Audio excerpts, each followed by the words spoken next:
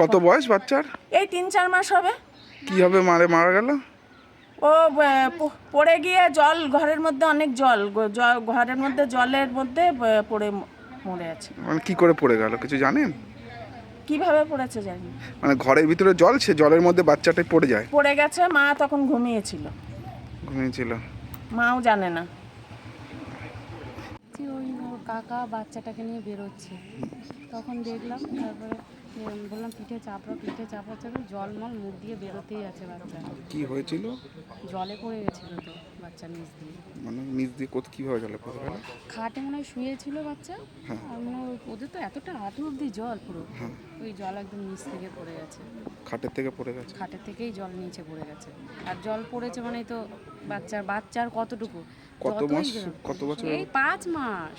5 মাসের বাচ্চা? হ্যাঁ 5 মাস। কন্যা সন্তান? হ্যাঁ কন্যা কন্যা সন্তান আর কি, বাচ্চার কি নাম?